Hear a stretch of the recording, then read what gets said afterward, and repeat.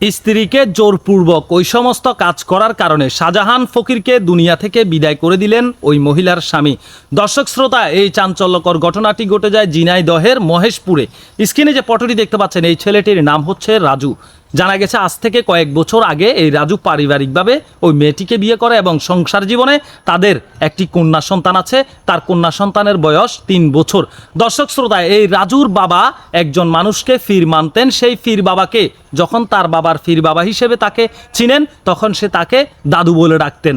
দর্শক শ্রোতা, এই শাহজাহান ফিরকে দাদু বলে ডাকতেন রাজু, এবং কি সেই দাদুর বাড়িতে আজ থেকে কিছুদিন আগে তার স্ত্রীকে নিয়ে বেড়াতে যায়। যেহেতু তাদের সাথে ভালো একটি সম্পর্ক এবং কি তাদের খুব খোঁজ খবর রাখে, তাদের খুব টেক কেয়ার করে, এই কারণে সেই দাদুর উপরে তাদের একটি ভক্তি এবং বিশ্বাস জন্মে যায় এবং সেই বিশ্বাস এবং ভক্তির উপরে ডিফেন্স করে সে তার স্ত্রীকে নিয়ে সেই দাদুর বাড়িতে বেড়াতে যায় এবং কি স্ত্রীকে নিয়ে তার কন্যা সন্তানকে নিয়ে সেই শাহজাহান ফকির যাকে দাদু বলে ডাকে সেই দাদুর বাড়িতে 2-3 দিন বেড়ানোর পরে স্ত্রী সন্তানকে নিয়ে এই রাজু বাড়িতে চলে আসতে চাইলে সেই শাহজাহান ফকির রাজুকে বলে যে আমি তো খুব অসুস্থ মানুষ, আমার বয়স হয়ে গেছে, তোমার স্ত্রীকে যদি কিছুদিনের জন্য রেখে যেতে তাহলে আমার কিছু রান্নাবান্না করে দিলে আমার খুব উপকার হতো।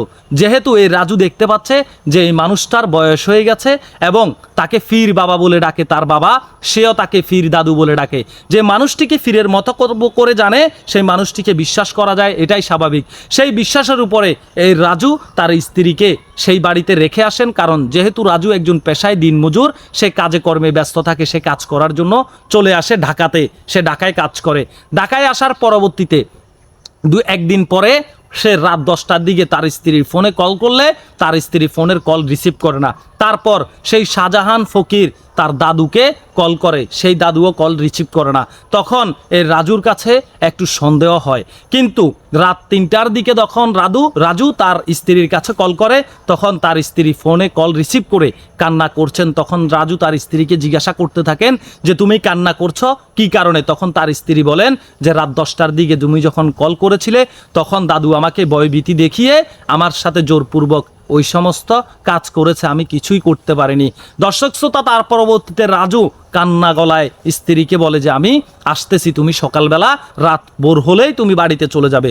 তখন রাজুর স্ত্রী রাত শেষ হলে ভোরবেলায় তার সন্তানকে নিয়ে নিজের গ্রামের বাড়িতে চলে আসে এবং সাথে সাথে বিকালবেলা রাজু বাড়িতে চলে যায়। তার স্ত্রীকে পুরো ঘটনাটি জিজ্ঞাসা করলে তার স্ত্রী পুরো ঘটনার বর্ণনাটি দেন এবং তার স্ত্রীকে বলেন চলো আমরা থানায় গিয়ে একটি অভিযোগ দায়ের করি, একটি মামলা করি সেই শাহজাহান ফকিরের বিরুদ্ধে।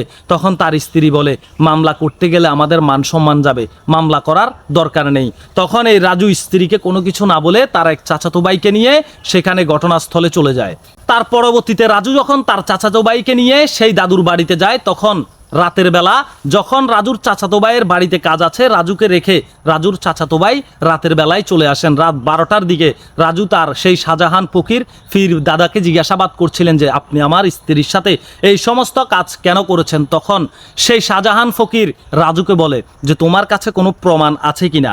প্রমাণ যেখানে নেই সেখানে কথা বলার কোনো প্রয়োজন নেই, তুমি চলে যাও।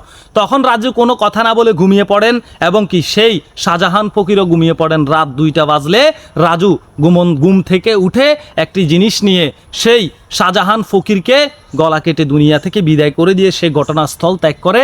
তার পরবর্তীতে দিনের বেলা যখন জানাজানি হয়, প্রযুক্তির মাধ্যমে পুলিশ প্রশাসন এই রাজুকে গ্রেপ্তার করে।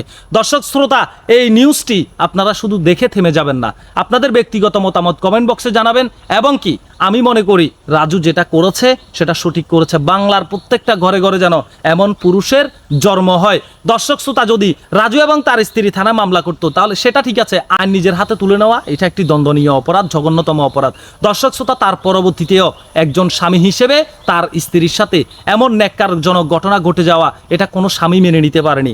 রাজু সে তার নিজের বিচার নিজেই করে ফেলেছেন। দর্শক শ্রোতা, এটা থেকে আমাদের অনেক কিছু শিক্ষণীয় আছে। একজন মানুষকে যে আপনি অন্ধবিশ্বাস করতেছেন, আপনি কাকে অন্ধবিশ্বাস করতেছেন? নিজের বাবাকেও তো এখন বর্তমান সমাজে বিশ্বাস করা যায় না, নিজের মায়ের পেটের ভাইকে তো এখন বর্তমান সমাজে বিশ্বাস করা যায় না। এখনও আমাদের সমাজে পীর বাবা বলে একটা নাম রয়ে গেছে, যেই নামটির মতো জঘন্যতম আর কিছু হতে পারে না। এটা যে মানুষগুলার ভিতরে বিবেক নেই, বুদ্ধি নেই, শিক্ষা নেই, জ্ঞান নেই, সেই মানুষগুলাই কাউকে পীর বাবা বলে সম্বোধন করে। পীর বাবা বলে পৃথিবীতে কিছুই নেই, এটা এক ধরনের শিরিকের মধ্যে পড়ে যায়। আমরা কাউকে ফির বাবা বলে সম্বোধন না করি, আমরা এইসব শিরিকের মধ্যে না যাই। এবং কি প্রত্যেকটা মানুষের উদ্দেশ্যে বলতে চাই, এই ধরনের কাজ রাজুর মতো যে একজন মানুষকে অন্ধবিশ্বাস করে আপনি আপনার স্ত্রীর সন্তানকে সেই মানুষটার কাছে রেখে চলে আসবেন, এটা কখনোই আমরা কামনা করি না। সবাই ভালো থাকবেন, সুস্থ থাকবেন, আল্লাহ হাফেজ। এবং ভিডিওটি শেয়ার করে দেবেন, আপনাদের ব্যক্তিগত মতামত কমেন্ট বক্সে জানাবেন। রাজুর কি হওয়া উচিত সেটাও আপনারা কমেন্ট বক্সে জানাবেন।